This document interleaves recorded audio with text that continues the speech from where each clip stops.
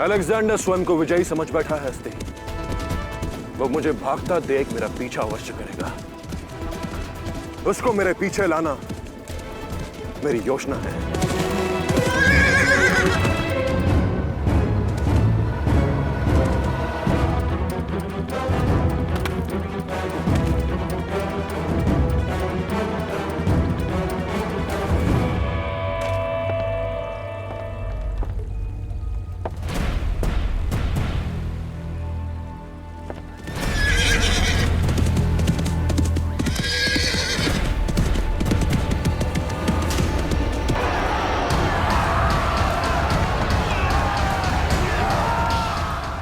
जितना भाग सकते हो भागो पोरस, क्योंकि तुम्हारी दौड़ मेरे कदमों में गिरते खत्म हो। ऐसा है तो रोक कर दिखाओ अलेक्जेंडर। भेजो अपनी सेना को, पुरुष सामने खड़ा है। जवाब दो इसे।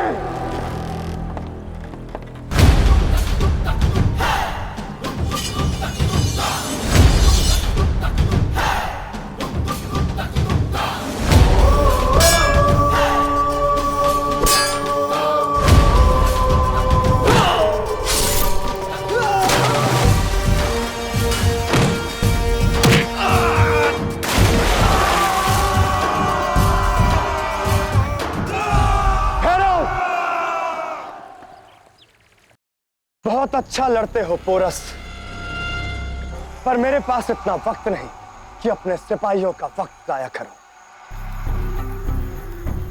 इसकी तकदीर और मौत मेरे हाथों लिखी जानी है। पीछे हटाओ।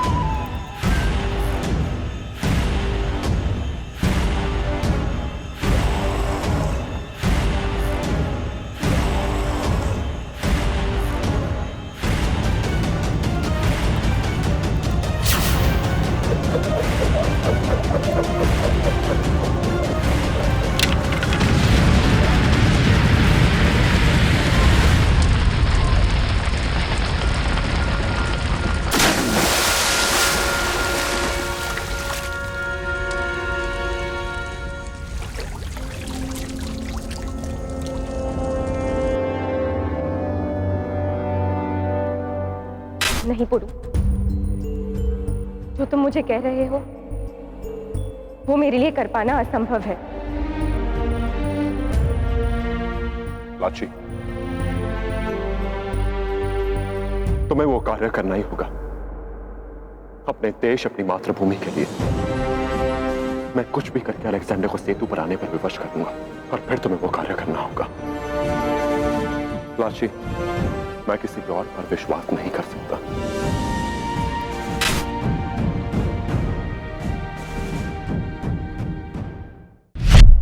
उसने पिताश्री को मारा नहीं, पर उनकी पगड़ी वापस भिजवाई है। अवश्य इसके पीछे कोई कारण है। ये संदेश पूरा पढ़ो हस्ती। तुम्हारे पिता और उस कुटिल चाणक्य को मैं तब तक अपना अतिथि बना के रखूंगा जब तक तुम स्वयं उन्हें लेने यहां नहीं आते। और हाँ, यहां आते समय वो भेंट लाना मत भूलना जो मुझे आनंदित करे, क्योंकि धनानंद नाम है मेरा और धन मुझे अत्यंत प्रिय है। धनानंद, तुमसे भेंट करने का समय आ गया है। मैं मगध हूं।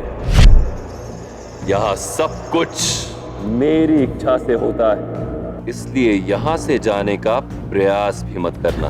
क्या लगता है आपको सम्राट कि हम आपके सैन्य बल से भयभीत हैं, आपका सामना नहीं कर सकते, इसीलिए इस अतिथि कक्ष में स्वयं को बंदी मान बैठे हैं?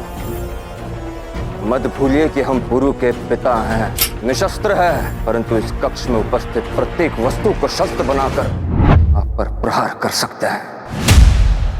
स्थिर है। जानते हैं क्यों? क्योंकि आपने पुरु को यहां बुलाया, उस आंधी को निमंत्रित किया है जिसका तोड़ अब तक संसार का विजेता अलेक्जेंडर नहीं निकाल पाया। तो सज रहिएगा सम्राट, क्योंकि जब पुरु यहां आएगा तो अपना उद्देश्य भगवान को भी ना बताने वाला ये धनानंद स्वयं से पूछेगा कि क्यों उसने पुरु को यहां निमंत्रित किया।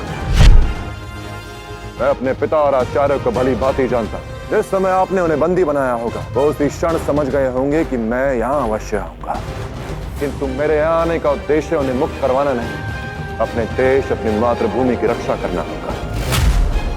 लीजिए अपना मूल्य और दीजिए अपना संयोग, ताकि मैं अलेक्जेंडर को अपनी मातृभूमि की छाती से बाहर फेंक सकूं।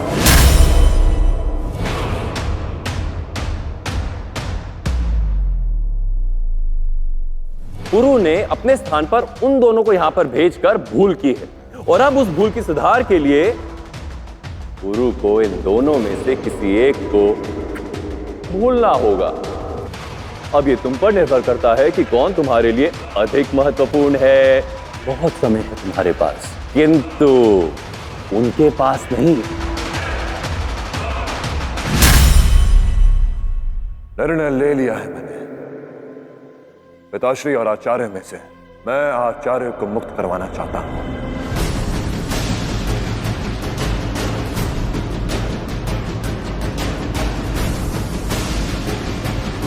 प्रति क्षण ये रेत फिसल रही और इस रेत के साथ साथ बमिनी की श्वास भी गिर रही, और जब इस रेत का अंतिम कण गिरेगा बमिनी इस अग्नि कुंड में समर्पित हो जाएगा और आप कुछ नहीं कर पाओगे।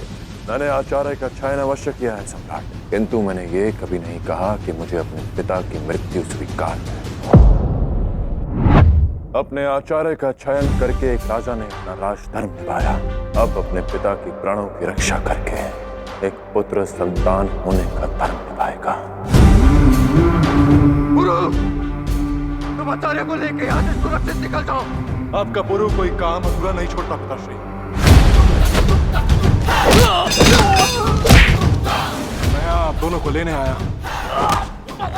और सुरक्षित लेकर जाऊंगा।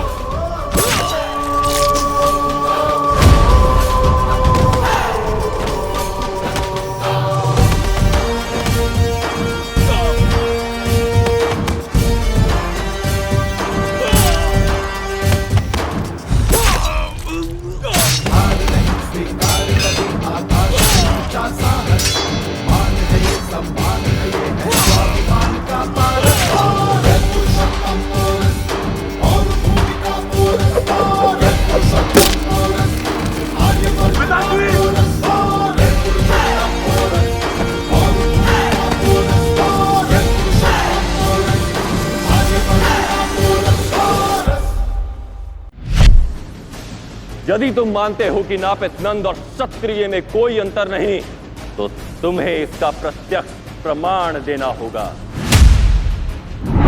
इसे ग्रहण करो और प्रमाणित करो कि एक क्षत्रिय और नापित नंद एक है।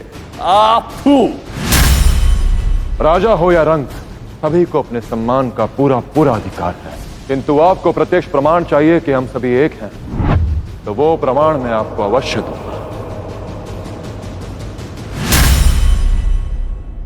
मैं यहाँ किसी दाता का याचक बनने नहीं आया हूं सम्राट। एक भारतीय दूसरे भारतीय को समझाने आया है कि वो उसकी सहायता करे।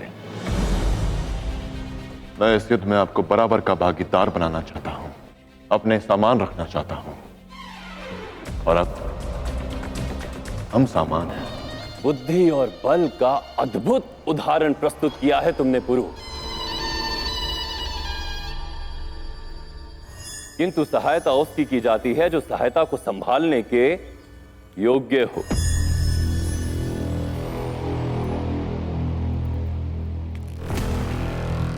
यदि तुम चाहते हो कि मेरी सेना तुम्हारे पक्ष से युद्ध करे, तो तुम्हें यह सिद्ध करना होगा कि तुम अलेक्जेंडर को हराने के योग्य हो।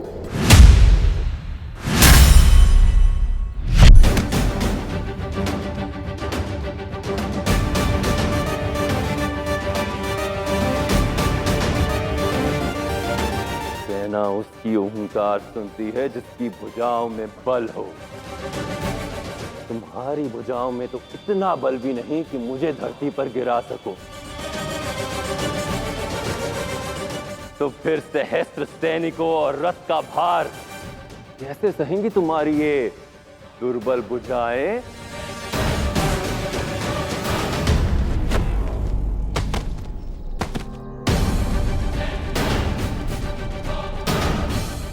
युद्ध सेना से नहीं, सोच से लड़ा जाता है सम्राट।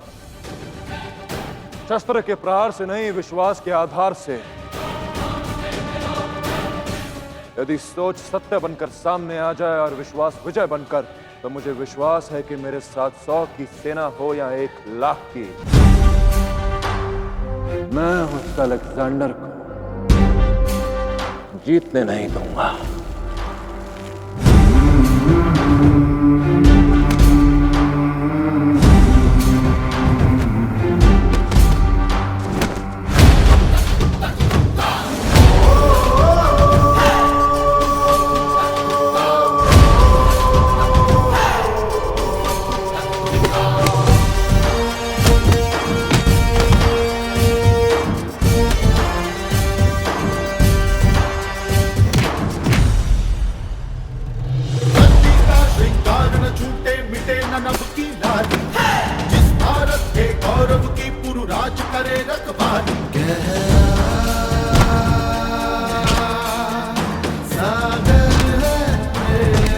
मगध सम्राट धनानंद इतनी आसानी से पराजय स्वीकार नहीं करेगा और गुरु मगध के सहयोग के लिए किसी भी मूल्य पर जीतेगा।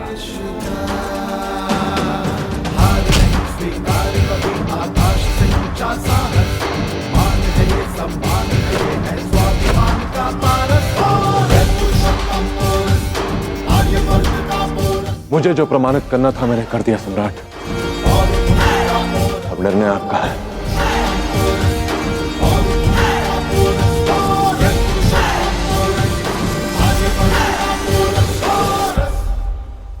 अब मैं भी इस सत्य को मानता हूं कि सभी उंगलियां एक बराबर नहीं होती।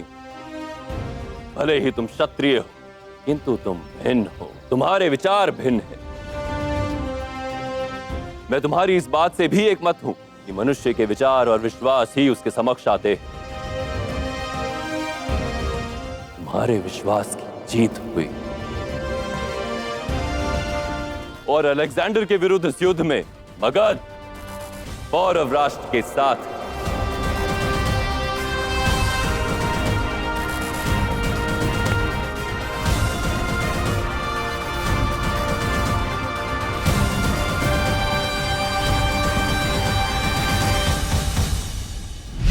पौरव राष्ट्र और मगध अब एक हैं। अखंड भारत की शुरुआत हो चुकी है अलेक्जेंडर। भारत पर अधिकार करने का तुम्हारा स्वप्न अब खंड खंड होगा।